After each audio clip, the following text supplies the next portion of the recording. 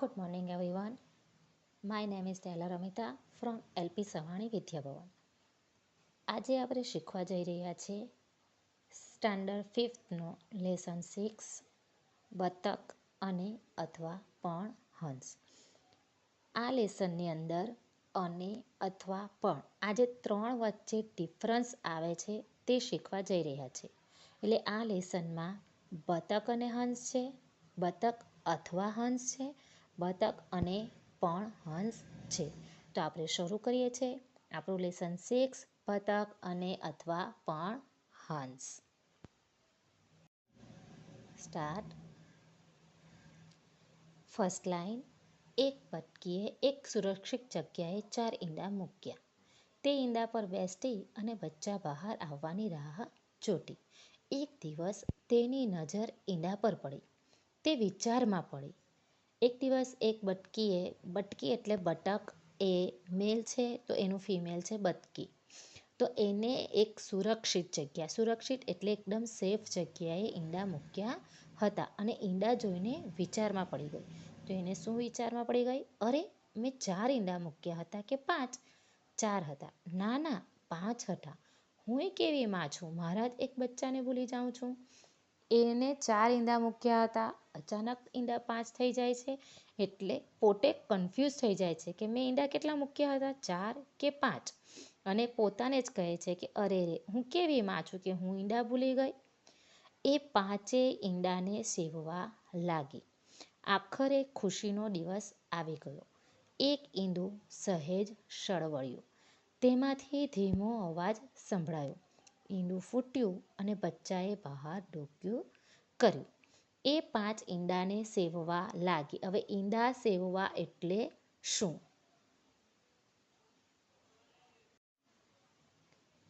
ઈંડા સેવવા એટલે શું તે જોઈએ. સૌથી પહેલાં તો ઈંડા જોઈ લઈએ. બતકે આ રીતે ઈંડા મૂક્યા હતા.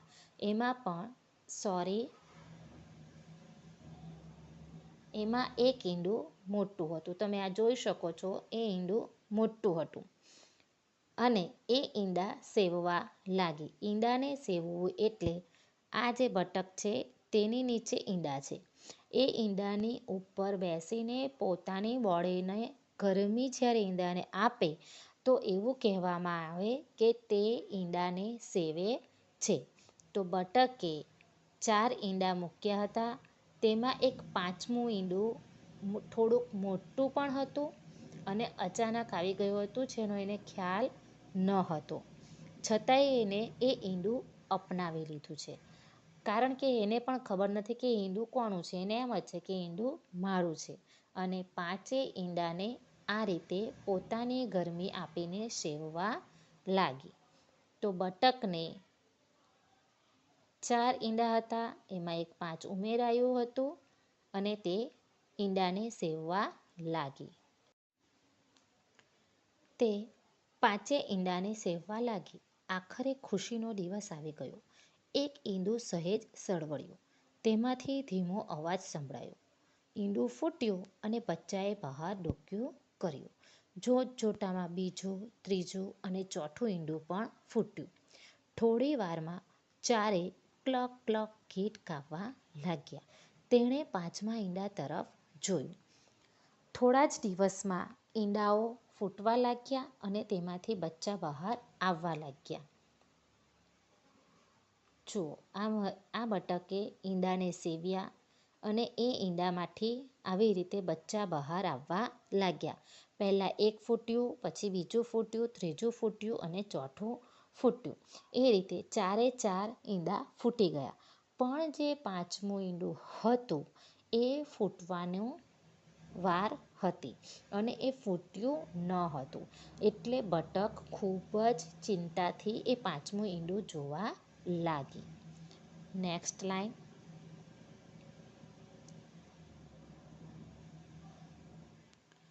મારું આ બચ્ચું ક્યારે બહાર આવશે? આ ઈંડું થોડું મોટું લાગે છે. જરૂર આ ઈંડામાંથી નેક્સ્ટ 5મું ઈંડું તમે આમાં જોઈ શકો છો. એક મોટું ઈંડું છે, 4 સરખા ઈંડા છે. બતક બચ્ચાને સેવી રહી છે અને એમાંથી બચ્ચા પણ બહાર આવી રહ્યા છે. સૌથી સુંદર બચ્ચું બહાર આવશે. એને થયું કે આ મોટું ઈંડું છે, એમાંથી ખૂબ જ સુંદર બચ્ચું બહાર આવશે. એક દિવસ પછી એ ઈંડું પણ સરવળ્યું.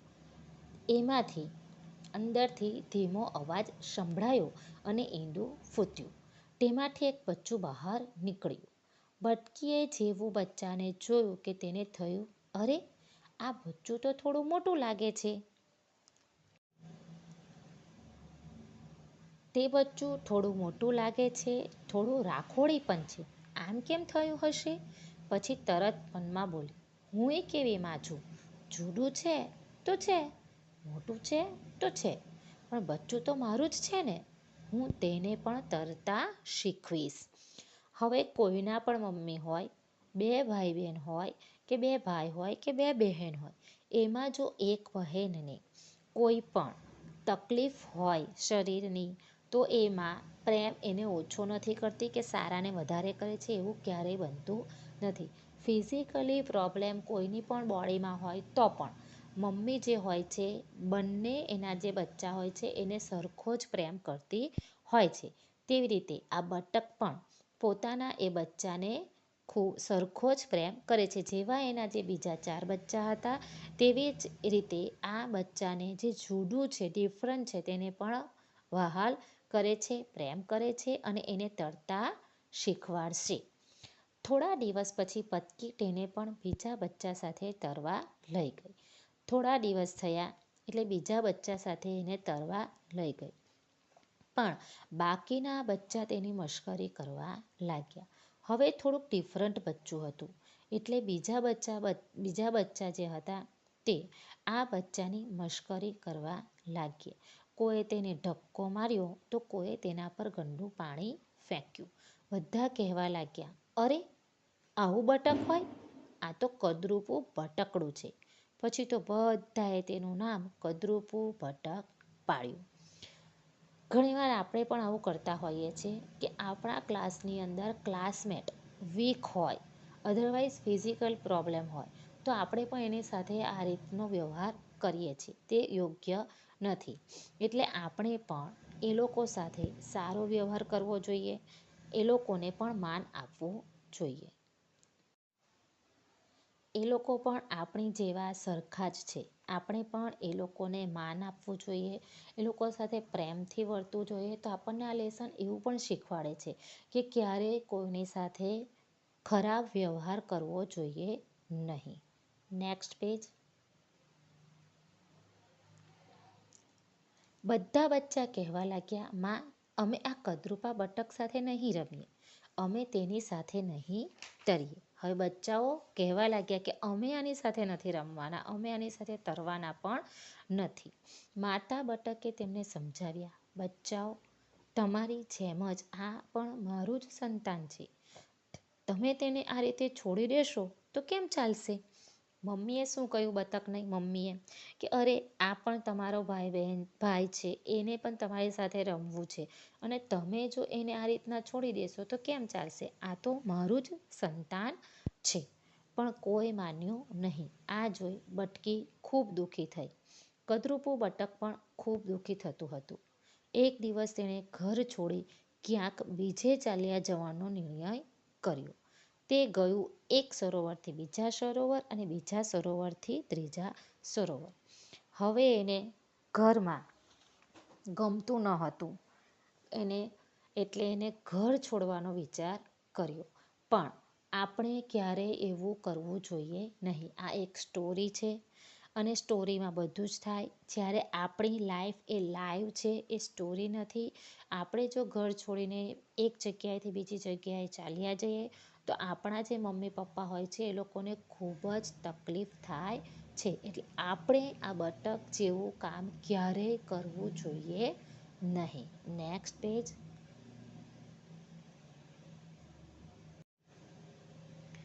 એ ગયું એક સરોવરથી બીજા સરોવર. ત્યાં તેણે મરઘીનું ટોળું જોયું. તમે આ પિકમાં જોઈ શકો છો. અહીંયા બતક છે અને બીજી બધી મરઘી એટલે હેન છે. એ મરઘીના ટોળા પાસે ગયું. કેમ છો બધા? વૃદ્ધ મરઘી બોલી. તું કોણ? બતક બોલ્યો. હું બટકડું છું. જુવાન મરઘો બોલ્યો. જુવાન એટલે યંગ. યંગ બોલ્યો. તું કોણ? બટક કહે હું બટકડું. એકે કહ્યું હે તું બટકડું? તું બટકડું? પણ તું તો કેવું કદરૂપું છે. તું તો સાવ વિચિત્ર છે. તું સાવ બદસુરત છે. એને કહ્યું કે તું આવું કેવું બટક છે. બટક એટલે ડક. તમને ખબર છે, મેં આગળ પણ કહ્યું હતું. બટક એટલે ડક. ડક ખૂબ જ બ્યુટીફુલ બર્ડ છે. એ ખૂબ જ સુંદર છે. એનો જે કલર હોય છે એ વ્હાઈટ હોય છે, પિંકીશ હોય છે. આખો વ્હાઈટ હોય છે, પણ અમુક જગ્યાએ એનો કલર પિંકીશ હોય છે. એકદમ લાઇટ પિંક. બહુ આપણે ધારીને જોઈએ તો જ આપણને ખ્યાલ આવે. એટલે મરઘો બોલે છે કે તું તો સાવ બદસુરત છે. આવું કેવું બટક? પછી કહે છે, તમે અહીંયા જોઈ શકો છો આ પિકમાં. જુઓ, અહીંયા એક બટક છે. તમે જોઈ શકો છો એનો કલર કેટલો બ્યુટીફુલ છે. એની જે પાંખ છે એ થોડી બ્લેક છે. એનું જે ગળું છે થોડું ગ્રે અને રેડિશ છે. એના જે પગ છે પિંક છે. બટક ખૂબ જ બ્યુટીફુલ હોય છે. એટલે બધા મરઘા કહે છે કે અરે તું બટકડું? તું તો કેવું કદરૂપું છે. તું સાવ વિચિત્ર અને બદસુરત છે. ચાલ ભાગ અહીંથી, એવું કહે છે. Next page. ભાગ અહીંથી, અહીં કોઈ તારા દોસ્તાર નથી. બટકડું દુઃખી થયું અને ત્યાંથી ચાલી નીકળ્યું. પછી તે જ્યાં જ્યાં ગયું અને તેણે જેને જેને કહ્યું કે હું બટકડું છું, તે બધાએ તેને હે બટક આવું હોય? તું તો સાવ કદરૂપું છે, એવું કહ્યું. બટકડું સાવ નિરાશ થઈ જતું. પછી તે જંગલ પરથી ઉડ્યું, ખેતરો પરથી ઉડ્યું. અચાનક વાવાઝોડું શરૂ થયું. બટક સલામત સ્થળે આશરો શોધતું હતું. ત્યાં તેની નજર એક ઝૂંપડી પર પડી. હવે બટકડું ખૂબ જ નિરાશ થઈ ગયું હતું, કારણ કે એ જ્યાં જ્યાં જાય છે ત્યાં ત્યાં એને બધા જ ધિક્કારે છે અને એ ખૂબ જ સેડ થઈ જાય છે કે હું એવું તો કેવું દેખાઉં છું કે કોઈ મારી સાથે રમતું નથી, કોઈ મારી સાથે તરતું નથી અને કોઈ મને બોલાવતું પણ નથી. એટલે ખૂબ જ નિરાશ થઈ જાય છે અને એ જંગલ પરથી ઉડે છે અને ખેતરો પરથી ઉડતું ઉડતું બીજી જગ્યાએ જાય છે. જેવું એ જવા જાય છે ત્યાં અચાનક વાવાઝોડું શરૂ થઈ જાય છે અને તે વાવાઝોડાથી બચવા માટે આશરો શોધતું હોય છે. ત્યાં તેની નજર એક ઝૂંપડી પર પડી. તેણે ત્યાં રોકાવવાનો વિચાર કર્યો. ઝૂંપડીનો દરવાજો ખખડાવ્યો. અંદરથી એક ડોશીમા બહાર આવ્યા. જુઓ, જેવો દરવાજો ખખડાવે છે તેવા જ એક ડોશીમા બહાર આવે છે અને એની સાથે વાત કરે છે. આ ડોશીમા બહાર આવે છે અને એની સાથે વાત કરે છે. આ ડોશીમાને બતક કહે છે. બતક શું કહે છે? દાદી, હું તમારે ત્યાં રહું? હું તમને મદદ કરીશ. ડોશીમાએ કહ્યું, તું મને શું મદદ કરી શકે, પણ હા, વાવાઝોડું શાંત થાય ત્યાં સુધી તું અહીં રહી શકે. 2-3 દિવસ પછી વાવાઝોડું શાંત થયું. બતકે ફરીથી ઉડવાનું શરૂ કર્યું અને પહોંચ્યો એક સુંદર સરોવર પાસે. બતક પહોંચી ગયું એક સુંદર સરોવર પાસે. ત્યાં કેટલાક હંસ પરિવારો રહેતા હતા. તેને થયું, અહીં મને કદાચ મારા નવા દોસ્તો મળશે. તે બીજા બચ્ચાઓ પાસે પહોંચી ગયું. વૃદ્ધ હંસે કહ્યું, અરે, તું ભૂલું પડી ગયેલું છે. આવ, હવે આપણે સાથે જ રહીશું. તમે જોઈ શકો છો આ પિકમાં કે અહીંયા એક સરોવર છે અને હંસોનો પરિવાર પણ રહે છે. ત્યાં અહીંયા બતક આવી પહોંચે છે અને એક હંસે એને કહ્યું કે તું ભૂલું પડી ગયેલું, કારણ કે એ હંસ ઓળખી ગયું હતું કે આ બીજું કોઈ નહીં પણ હંસ છે અને એટલે એને કહે છે કે હવેથી આપણે સાથે જ રહીશું. તો બટકડું શું કહે છે? ના ના, હું તમારી સાથે નહીં રહું. હું તો બટકડું છું, એક કદરૂપું બટકડું. અહીંથી થોડા સરોવર દૂર મારો પરિવાર રહે છે. હું તમારી સાથે કેમ રહું?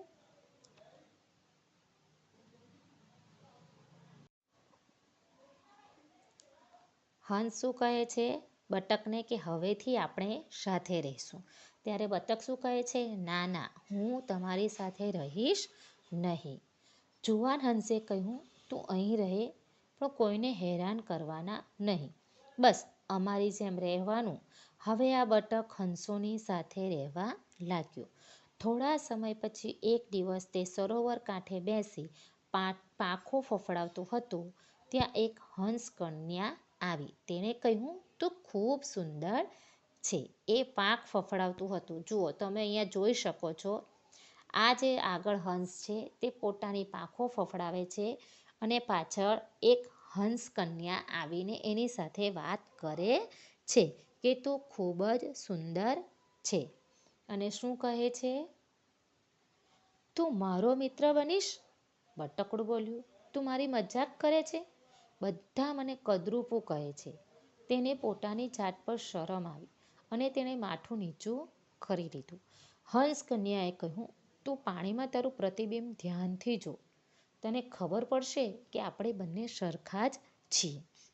હંસ કન્યાએ જુઓ, હંસ કન્યાએ જેમ એને કહ્યું કે તું મારી જેમ તારું પ્રતિબિંબ પાણીમાં જો અને પછી તને ખબર પડશે કે આપણે બંને તો સરખા જ છીએ. Next line. તેની નજર પાણીમાં પડી અને તેણે પોતાનું પ્રતિબિંબ ફરીથી જોયું. તે ખરેખર ખૂબ સુંદર હતું, પણ તે બતક જેવું લાગતું ન હતું. તે તો એક રાજહંસ હતો, એક સુંદર યુવાન રાજહંસ, એક યંગ અને ખૂબ જ બ્યુટીફુલ રાજહંસ. હવે તેને સમજાયું તેને બધા કદરૂપું બતક કેમ કહેતા હતા. તેણે હંસ કન્યાનો આભાર માન્યો અને તેની સાથે આકાશમાં ઊંચે ઊંચે ઉડી ગયો. આ લેસનની અંદર આપણને એવું શીખવા મળે છે, આ લેસન આપણને એવું શીખવાડે છે કે આપણે આપણી અંદર જે શક્તિ છુપાયેલી છે એને હંમેશા બહાર લાવવી જોઈએ. જે રીતે હંસ પોતાની જાતને બતક માનતું હતું, એક કદરૂપું બતક માનતું હતું, જેવી એની લાઈફમાં એક હંસ કન્યા આવે છે કે એને તરત ખબર પડે છે કે અરે, હું બતક નહીં પણ હું તો હંસ છું અને હું તો ખૂબ જ સુંદર રાજહંસ છું. એવી જ રીતે ઘણીવાર આપણામાં પણ એવી શક્તિ છુપાયેલી હોય છે અને જે શક્તિને બહાર લાવવા માટે આપણા પેરેન્ટ્સ આપણને કહેતા હોય છે કે તું જો આ કામ કરશે ને તો તું ખૂબ સરસ કરી શકશે, કે તું આવું કર, તું આમ કર, તું આમ કર. તો જ્યારે આપણા પેરેન્ટ્સ આપણને આવું કંઈક કહેતા હોય તો આપણે એમની વાત માનવાની, કારણ કે એ લોકોને ખ્યાલ હોય છે કે આપણી અંદર કઈ કઈ શક્તિઓ છુપાયેલી હોય છે. નેક્સ્ટ, તમે જોઈ શકો છો કે એને જેવી જ ખબર પડે છે કે એ ખૂબ જ બ્યુટીફુલ હંસ છે અને તે ખૂબ જ ખુશ થઈને આકાશમાં ઉડી રહ્યું છે અને એ આકાશમાં ઉડવા લાગે છે, હરવા લાગે છે, ફરવા લાગે છે અને એ પણ બીજા હંસોની સાથે ખૂબ જ ખુશ રહે છે. એટલે આજે આપણી આ સ્ટોરી હતી એક હંસની.